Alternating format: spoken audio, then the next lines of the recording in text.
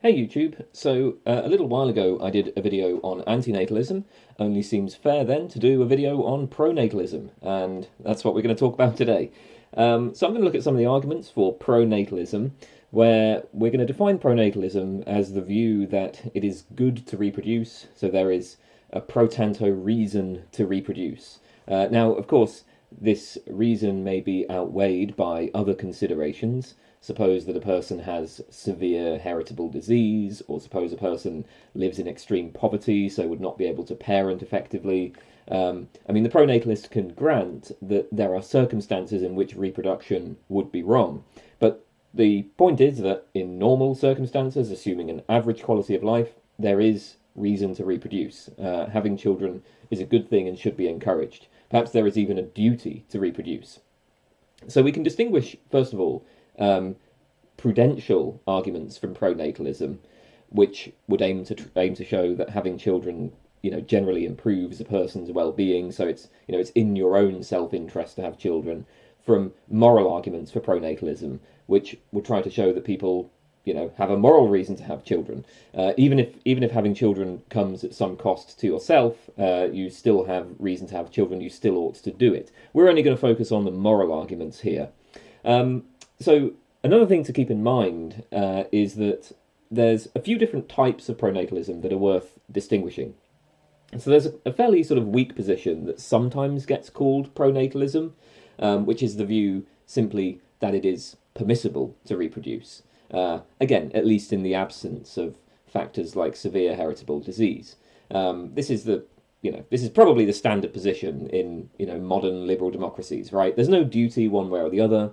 Having children is entirely a matter of personal choice. The reason why this sometimes gets called pronatalism is just to contrast it with antinatalism, because antinatalists say that it's wrong to reproduce. So some people say no, reproduction is permissible. That sometimes gets labelled pronatalism, but we're not going to look at that here. We're going to consider arguments for the view that reproduction is not just permissible, but that that there is actually a moral reason to do it. There is a duty to reproduce. But this should be distinguished as well from the view that people should be compelled to have children. The pronatalist position that we're going to talk about only makes a moral claim. It only says there's a moral duty to have children. It does not follow that anybody should be compelled by law to reproduce. That would require further arguments at the very least. Very often, we would say that there are circumstances where people are legally permitted to shirk what we would regard as their moral responsibilities. Again, actually, antinatalism is a useful view to compare here, right? Antinatalists hold that it is morally wrong to reproduce, but most antinatalists don't endorse the further claim that, the state should forcibly sterilize people or anything like that, right? So state intervention is going to require much greater justification. Okay, so basically then there are three positions that might be called pronatalism. First, the position that people are morally permitted to have children. Second, the position that people have a moral duty to have children. And third, the position that people should be forcibly compelled to have children. We're going to talk about the second position. Right then. So, what are the arguments for this view? Well, perhaps the most straightforward way to defend pronatalism is to appeal to utilitarianism. The utilitarian case here is fairly straightforward. So, let's take classical utilitarianism, although much of what is said could be applied to other forms of utilitarianism. Classical utilitarianism says you ought to act in whatever way would produce the greatest pleasure for the greatest number of people. More precisely, it involves three fundamental claims. So first, there is hedonism, the claim that the only thing that is intrinsically good is pleasure or happiness, and the only thing that is intrinsically bad is pain or suffering. Second, maximization. You ought to act in such a way as to maximize the good, and no other considerations are morally relevant. There are no other constraints on your actions, right? The ends justify the means. You just do whatever you can to produce as much of the good as possible. And then finally, impartiality. So no individual's pleasure or pain is more important than anybody else's. So when you try to maximize pleasure, everybody's pleasure counts equally. So essentially, utilitarianism tells us increase the amount of pleasure in the world and decrease the amount of pain. without regard for who is the bearer of pleasure or pain. The more pleasure and the less pain, the better. So that's utilitarianism. And next, we can argue that for an average human life, pleasure outweighs pain. Our lives are mostly good. So if you ought to act in whatever way would maximize pleasure, and the pleasure of a human life is expected to outweigh the pain, then there is at least a pro tanto reason to bring people into existence. Indeed, there's a pro tanto reason to produce as many people as you can provide a good enough life for, which might well imply very large families. I mean, if you have two children and both of these children have lives that are mostly good, you've doubled the amount of utility compared to only having one child. 4 children would double it again. 8 children would double it again.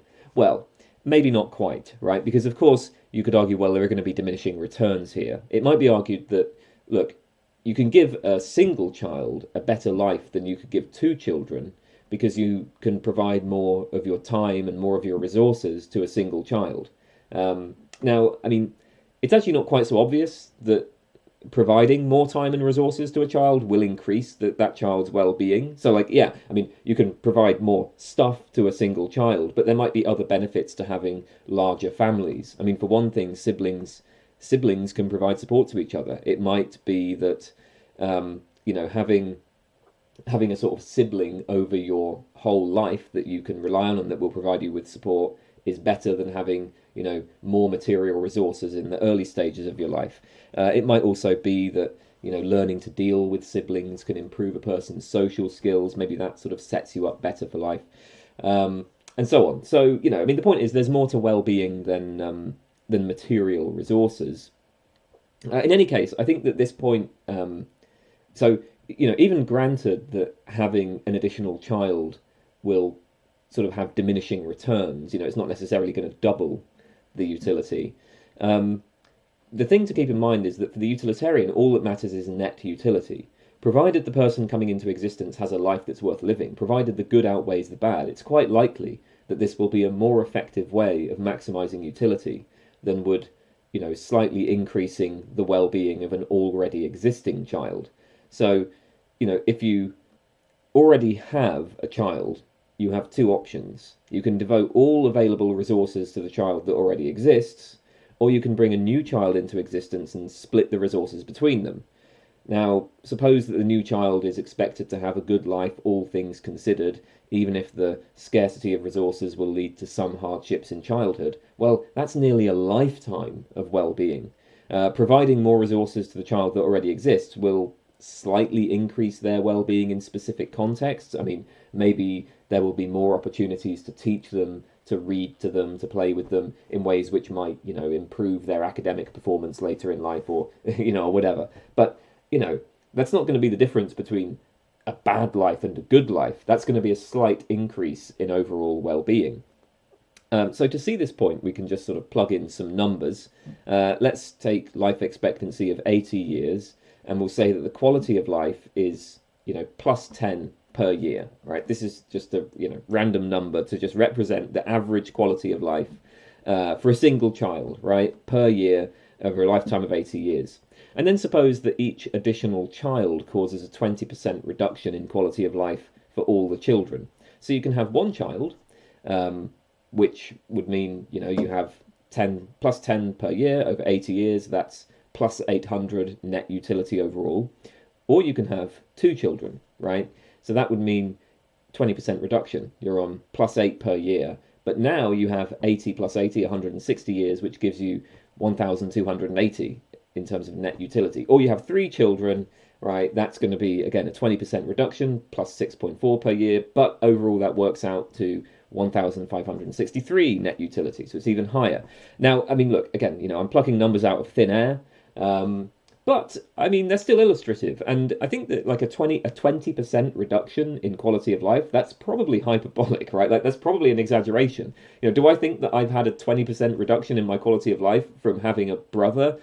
Probably not. And like if I had, if we had an additional sibling, a third sibling, would that have resulted in a 20% reduction in quality of life? Probably not.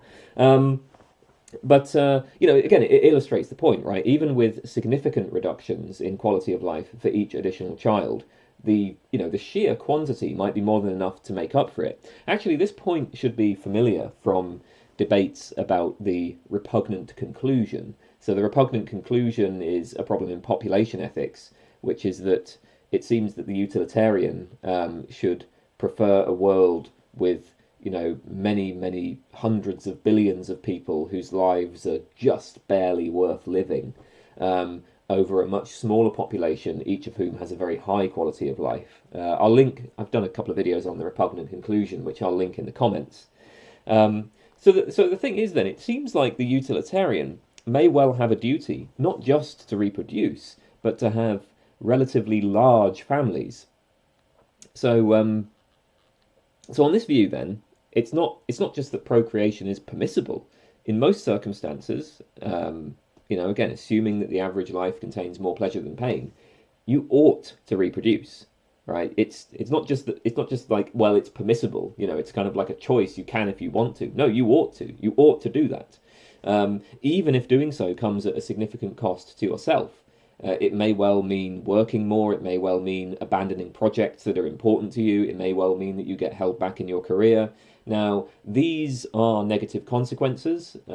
Your well-being is obviously included in the utilitarian calculus, as is everybody else's well-being, but you have to weigh the decrease in your well-being due to overwork or stress or leaving your career or abandoning important projects. You have to weigh that against a whole lifetime of well-being that will be produced by having a child. So, I mean, after all, having a child will mean there are going to be significant costs, but you're still going to have a reasonably good life, a life in which happiness outweighs suffering. You can still have a reasonably good life, even if you don't progress quite as far in your career as you might initially have hoped. So the sacrifice will almost certainly be worth it. At least from the utilitarian point of view, the sacrifice will almost certainly be worth it. So, I mean, look, there's obviously a couple of obvious ways in which to push back on this sort of argument. I mean, first of all, we might dispute the claim that the average human life has positive utility. It may well be that our lives are mostly bad, that pleasure does not outweigh pain. I've got a number of videos on pessimism, more pessimistic views on life. I'll link to them in the comments. So I'm not going to go into that here because I've talked about it at length elsewhere. But the second way to push back on this, obviously, is just to deny utilitarianism. I mean, really, I think the problem with this type of argument is going to be that utilitarianism itself is extremely controversial. It has long been argued that utilitarianism fails to capture important aspects of our moral thinking. So in particular, in what's relevant to this context is, first of all, it's often argued that utilitarianism makes what is supererogatory into a duty. So utilitarianism requires us to maximize the good, and so therefore it holds that we are obligated to do things, such as donate most of our disposable income to charity, that ordinarily we would see as going above and beyond our duties, right? Like the utilitarian says, you ought to donate large sums to charity rather than use that money on luxuries. A lot of people would say, well, that might well be a nice thing to do, that might be a good thing to do, but it goes above and beyond what you actually have a duty to do, so it is supererogatory. Utilitarianism completely removes the whole notion of supererogatory actions. The second issue is that utilitarianism, it has been argued, just completely disregards autonomy and individual rights, because all that matters to the utilitarian is net utility, regardless of how that utility is distributed. So if enslaving a single person would sufficiently increase utility for others, then that's what we ought to do. And many people find that conclusion to just be completely outrageous, right? Like there are certain things, you just can't do to people. There are certain constraints on what you should do. There are rights that people have, regardless of, how that would affect the, distribution of pleasure and pain in society. Now, the claim that there is a duty to reproduce, as much as possible, that might just be taken as being one among many counterintuitive implications of utilitarianism which follow from these two features, right? We ordinarily think that reproduction, even if it's maybe admirable, is supererogatory. We ordinarily think that people should not have to sacrifice their well-being just to create other happy people. So I think a lot of people would just take the utilitarian pronatalist conclusion as another reason to reject utilitarianism, not a reason to affirm a duty to reproduce. With that in mind, we can consider some different arguments. But before we do that, let's do a quick advert. So I have a Patreon on which I will upload bonus videos. I've already got a lot of bonus videos available on my Patreon. And if you sign up to that, give me some money, help the channel. This channel, it takes a lot of time. And the more money that you can spare to support me, the more time I can spend on it. I've got to pay bills, I've got to make money somehow. So if you can help me pay those bills, I can spend time doing this. And I really appreciate that. So and of course, if you sign up to the Patreon, then you will be able to access bonus content. Or you can just send me a quick donation on PayPal. I also offer private tutoring in philosophy. I have a degree, master's and a PhD in philosophy, so I'm qualified. Send me an email if you're interested in that. And there is a Discord. All of the links to this will be in the description. So, that's the advert. Let's get back to pronatalism. All right, so a different argument for pronatalism appeals to something like the colloquial golden rule. So the golden rule: treat other people as you would wish to be treated. Now, obviously, nobody on reflection would endorse this principle in exactly that form. After all, different people have different desires. Just because I want to be given chocolate cake doesn't mean that I should give chocolate cake to everybody else, because some people don't like chocolate cake. Still, it's a useful rule of thumb, right? Generally it's like, okay, I can recognize that certain things give me pleasure. I prefer to seek out things that give me pleasure. I should treat other people in a similar way. I shouldn't go around punching people in the face. Why not? Because I can recognize that causes a lot of pain to me when it happens to me. So I don't want that to happen to others. This is the sort of, this is a very standard piece of moral reasoning there. So then, I only need to note, well, I value my own existence. I am grateful for my own existence. I'm grateful that I was brought into existence. Moreover, most other people also seem to value their own existence and are grateful for having been brought into existence. Not everybody, of course. Some people, sadly, do regret having come into existence, but most people are happy to exist. So, I'm glad that I was brought into existence. I should treat others as I wish to be treated, so I should bring others into existence. Their lives, I expect, would have about the same quality of mine. Their lives would be good. They're probably going to be grateful for coming into existence in the same way that I'm grateful for coming into existence. So, I guess one way to sort of put this argument, and this isn't really, I've not framed this in perfectly formal, logically valid terms, but this is the general idea. So basically we're saying something like this. First, it is good that I came into existence. Second, there's nothing special about me in particular that could make my existence better than many other people's existence. So, third, in general, it's good when people come into existence. Then fourth, my coming into existence, it didn't, it's not something that just happened, right? It required people making the choice to bring me into existence. Fifth, treat others as I wish to be treated. So, conclusion, I should bring others into existence. I should make that choice, the same choice that, I'm grateful that my parents made. I should make that choice and bring other people into existence.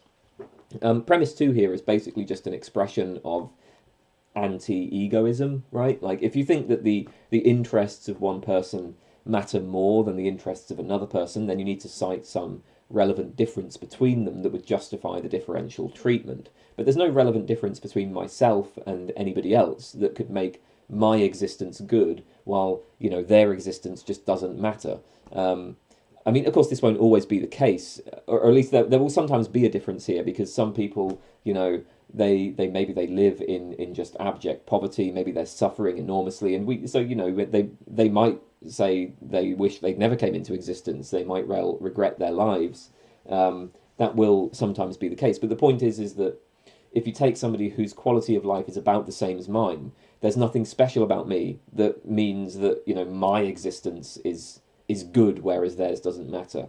And most of the people living in this country, by which I mean the UK, they have lives of around about the same sort of quality as mine. Um, so, I mean, one question about this type of argument is whether it really makes sense to apply this sort of golden rule reasoning in this context. I mean, the trouble is that when we're considering whether or not to have a child, the child does not yet exist. So, it might be objected that there is no question of treating others in the same way I would wish to be treated, because in this case there are no relevant others. you know, I mean, so basically look at it like this, right? Like my coming into existence, I can now, from the point of view of somebody who exists, I can kind of look back and say, oh yeah, that was valuable for me specifically, right?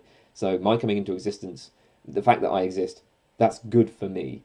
Um, that's what this sort of golden rule argument is based on, right? That my existence is a good thing for me. Now, when I consider having a potential child, who is that potential child's existence valuable for? Who is it good for? Well, it seems like it can't yet be valuable for the child because the child doesn't exist. The child hasn't been brought into existence yet, so it can't be valuable for him or her. As David Benatar puts it, procreation does not bring, and I quote, does not bring the benefit of life to some pitiful non-being suspended in the metaphysical void and thereby denied the joys of life.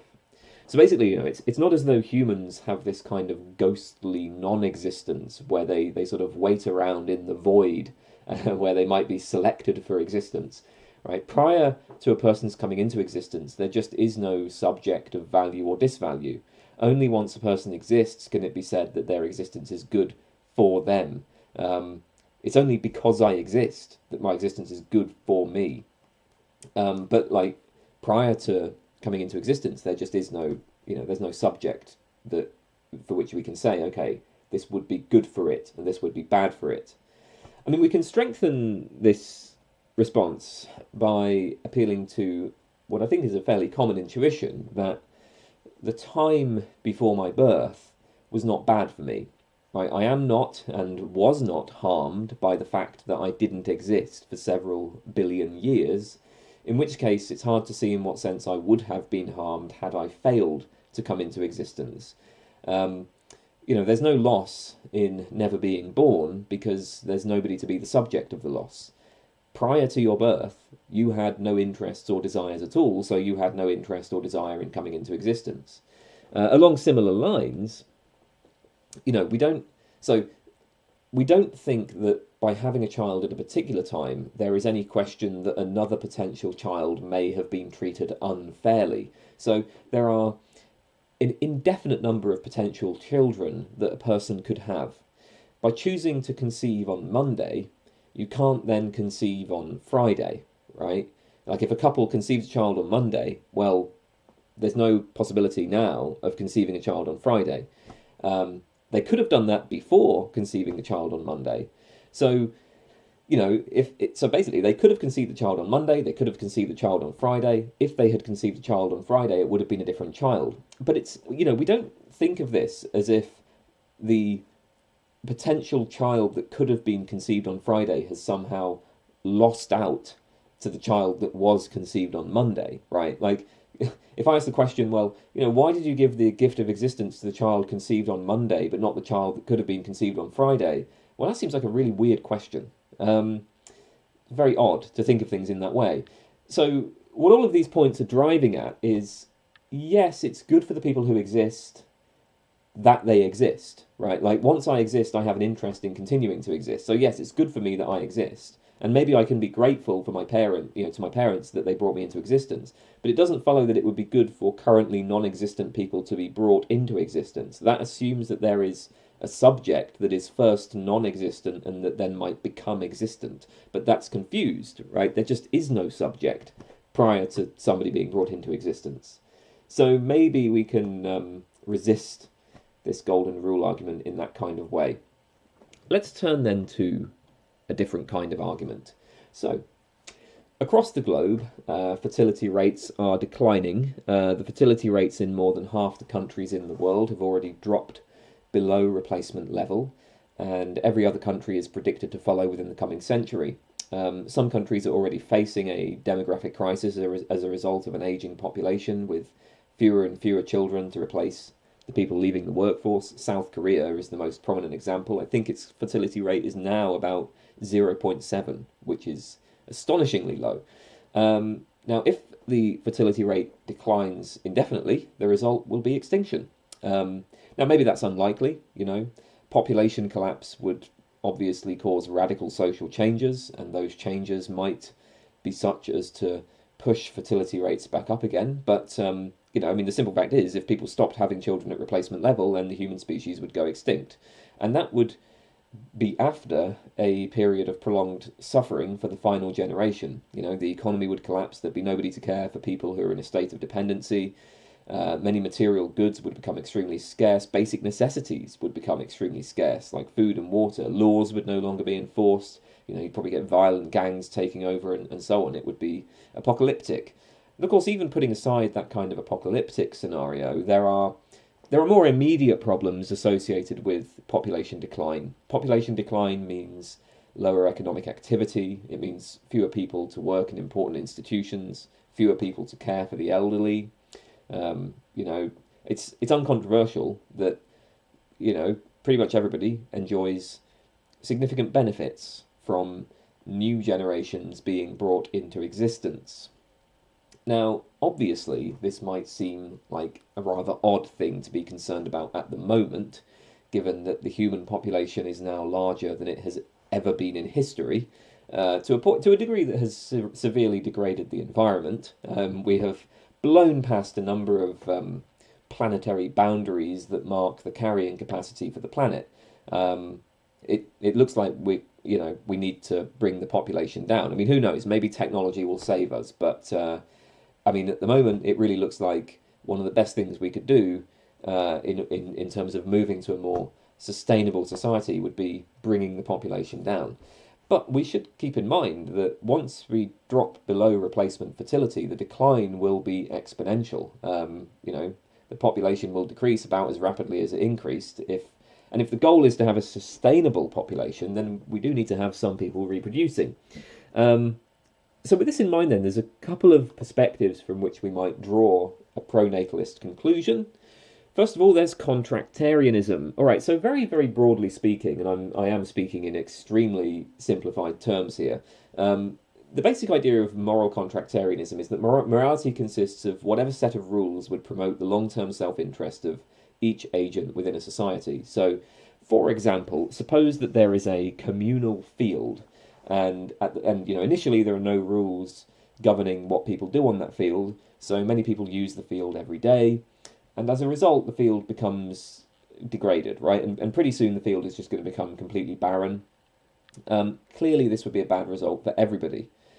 So it's in my interest, it's in my self-interest to accept a rule such as each person uses the field no more than once a week. If everybody follows that rule, then the field is going to remain in good condition, and it allows me to use the field occasionally. I can enjoy it occasionally. Not quite as much as I initially wanted, of course. Obviously, I would like to use the field every day. So the best possible outcome for me would be that I get to walk on the field every day, while everybody else is limited to using the field only once a week. That would be the best possible rule. If everybody else uses the field once a week, while Kane Baker gets to use the field every day. But the thing is that, well, you know, there's nothing special about me that means I'm going to convince anybody to allow me specifically to use the field every day. There's nothing special about me that would, that would help me convince anyone to give me special treatment.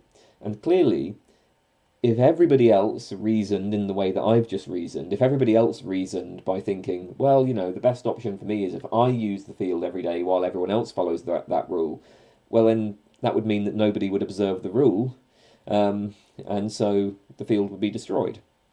And that would be the worst outcome for pretty much everybody. So look, we all want the field to be in good condition, we all want to use the field as much as possible, so we all agree to follow the same rule. We all agree to sacrifice some personal benefit right now, the personal benefit of using the field whenever we want, because we recognise that provided that everybody else makes the same sacrifice, we're all better off. Provided we all agree to these rules, we're all better off. So we can, hopefully you can see how that sort of works. We end up, kind of endorsing this moral rule because it's like in our rational self-interest. I can kind of reason with other rational agents that like endorsing this rule is in each of our rational self-interest. Um, and we can extend the same idea to society in general, right? The best strategy for promoting my own long-term self-interest is to conform to a set of rules, provided that enough other people also conform to those rules. So these rules are going to be things like, property conventions, or the rule that like I don't just walk up to somebody in the street and punch them in the face and take their stuff. Like, sure, maybe it would benefit me personally if I could just walk out on the street and take whatever I want, but then other people are going to do that to me, right? I don't want that to happen to me. It would be terrible if that happened to me. So, hey, let's all agree to abide by these rules and restrain our behaviour. Then the idea is that the content of morality is given by the best set of rules, the rules that sort of best promote the long-term self-interest of people in society. And from this point of view, there's a fairly quick step to the pronatalist conclusion. I benefit from various social institutions that require a new supply of workers. Children will become workers who provide goods and services and who will take care of the elderly. Indeed, when I become older, I will probably depend for my well-being on the activity of the younger generations. So one of the rules that I would want any society in which I live to follow is produce enough children to keep these various social institutions functioning. That's one of the rules I would want people to follow. Now, just as there is nothing special about me that would allow me to use the field every day, right? There's nothing special about me that would exempt me from the rule that you use the field only once a week. So there is nothing special about me that exempts me from, making a contribution to the next generation of workers. I mean, there could be things that would exempt me, right? Like if I have a serious heritable disease, that might exempt me. That might be a good reason to say, hey, look, this is what exempts me from having to follow that rule. Because if I have a serious heritable disease, then my children, they'd end up being potentially like dependent rather than productive. The rule in question only applies. It's like it basically tells you to have productive children. That's the point. That's why you have the rule. So there are things that could exempt you, but it doesn't seem like. So if I say, well, I just kind of don't want children. Like I don't want children. That doesn't seem like that's going to exempt me from that rule any more than saying, well, I don't want to use the field only once a week. I want to use it every day. Well, no, that's not good enough. You need something better than that if you're going to exempt yourself from that rule. If you're going to show that you're exempt from the rule, you need something better than that. In the same way, when it comes to children, it's not good enough to say, well, I personally don't want children. I mean, of course, there are some complications when it comes to the, this sort of duty to have children. I mean, for one thing, you might say, well, we don't need children in order to replace the workforce. We can fill the gap.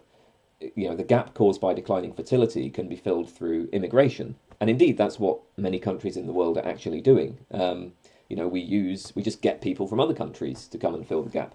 The trouble, of course, is that only pushes the problem back to the countries that are producing the immigrants. That isn't going to keep working if fertility declines everywhere. And in any case, it's still like ultimately you're still relying on children. They're just children being born in other countries. And of course, then there's worries about there's other concerns about immigration as well. It may well be that immigration leads to certain cultural changes that people would see as negative. So there are complications here, but the sort of general duty to reproduce. Kind of, you can see hopefully how that might follow from kind of this sort of contractarian thinking. Okay then, so keeping in mind this point about declining fertility, we can approach this from a somewhat different perspective as well. Anka Gaius, I think I'm pronouncing her name correctly, but I'm not sure. Anka Gaius, in the article, Could There Ever Be a Duty to Have Children? She proposes the following principle. She says, if some persons are vulnerable for the satisfaction of their basic needs to the way in which others taken as a group act or fail, the latter bear collective responsibility for the first. So in other words, there is a collective duty to ensure that people's basic needs are satisfied. There is a collective duty to prevent extreme suffering. And that seems pretty intuitive as a moral principle. Something along these lines is going to be supported by the majority of moral theories. Like basically, we're saying that like society, like people, populations, have as a collective, right? They have a responsibility to ensure that other populations, that vulnerable populations, do not end up in conditions of extreme suffering. It's pretty bog standard moral principle there. So Gaius gives the following example. Suppose that the provision of water for a society depends on having a complex system of welling. Most people have wells in their gardens, and they voluntarily dig wells and perform well maintenance. Now, in order for the system to work for anybody, there must be a sufficient number of people maintaining their own wells. So that is, it would not be possible for a single individual to get water just by digging their own well. The proper functioning of any single well relies on this complex system of wells that it's connected to, and that those other wells are maintained by other people. So we can imagine this society where the vast majority of people dig and maintain these wells, and that's how they get provided with clean water. However, suppose that one day people lose interest in digging and maintaining their wells, and unless more people step up, the water reserves are going to dry up and everybody's going to die of thirst. Question: do people in this society have a duty to dig and maintain wells? Well, plausibly, yes, they do. One generation's collective failure to maintain their wells would condemn the next generation to really significant suffering. The next generation requires the wells to be maintained in order to have their basic needs satisfied. And anybody who lives in this society has benefited from the actions of others who maintained the wells before them, and so now the responsibility lies in their hands to maintain the wells for their descendants. So we'd probably think it's morally wrong for this population to shirk their responsibility for the wells, right? They have a duty to prevent the wells from falling into disrepair, and they have a duty to prevent the next generation from dying of thirst. I mean, one response to this sort of example is that, well, if citizens choose to stop maintaining their wells, then they only have themselves to blame when the wells dry up. There aren't really any victims or perpetrators here. There's just a group of people who choose to sacrifice their future well-being in order to have an easier life today. Maybe that's regrettable, but, well, arguably it's not morally wrong. Obviously, though, there's a couple of problems with this response. First of all, digging the wells is not simply a matter of individual choice, because a single individual could not dig and maintain a single well such that that would provide them with sufficient water. The provision of clean water to any single individual requires the whole welling system. It requires enough other people all also digging and maintaining wells. That means there might be plenty of people who have continued to maintain their wells. They've not chosen to sacrifice their future well-being, and they are being victimised by the decisions of others. And then the second point, of course, is most of the people who are going to suffer due to the failure to maintain the wells are young children or the currently unborn who can't give informed consent to sacrificing their future in this way. Indeed, we can expect that when those children are old enough to think about the issue for themselves, they're probably going to be pretty damn angry about the generation that decided to let the system fall into disrepair. Now, the analogy to procreation should be obvious. The provision of clean water to everybody in society, in fact, depends on various institutions to perform water storage and water treatment, plus plumbers and engineers and so on. And these institutions can only function with a new supply of workers. If people stopped having children, we would lose access to clean water. The water system would in fact fall into disrepair. But of course, it's not just water. The same is true for every other social institution. If everybody stopped having children, this would result in extreme suffering, just as if the people in our imagined society stopped digging wells. So Gaius concludes that there is a collective responsibility to have children. Now, of course, that collective responsibility, what does that mean for me as an individual? Well, if I'm living in a society in which enough other people are having children, then maybe it doesn't really matter whether or not I have a child. I mean, obviously, it's not so obvious how you move from a collective responsibility that enough people have children to, the claim that there's some individual responsibility to have children. But, the idea is, well, there's at least some pro tanto reason, right, for an individual to step up to the plate. Now, Now, of course, so here's a general worry about this type of argument. Um, at some point, there will be a last generation. The human race is not going to survive forever. Even if we make it off this planet and colonize the galaxy, I mean, the heat death of the universe will get us in the end. And indeed, even if we did colonize the galaxy, it's likely that at least some of the populations would come to a premature end, which would mean that there'd be many populations of people who would be in the unfortunate position of being the last generation on their planet. Anyway, my point is that regardless of whether we survive now, the negative consequences of being the last generation are going to be borne by some group of people. So you might think, well, why does it matter, like, when that occurs, right? Why does it matter whether that occurs in 100 years or 1,000,000 years or 100 million years? I mean, obviously, we might well prefer that the human race survive for as long as possible, but that's not relevant to Gaius's argument. Her argument turns on the idea that there is a duty to prevent extreme suffering, and if we stopped reproducing, there would be extreme suffering for the last generation. And the trouble is that that suffering, the suffering that will result for the last generation, that's not actually preventable. We can delay it, we can't stop it. Now compare that to suffering due to war, right? When we stop a war at one time, you don't necessarily just delay the war, right? I mean, we can just stop a war, and in fact, in principle, we could organize society so that there's never again any more war. I mean, it might be very difficult to achieve that in practice, but it's possible in principle. By contrast, it looks like we're not going to be able to prevent some population of people or other from being the last generation.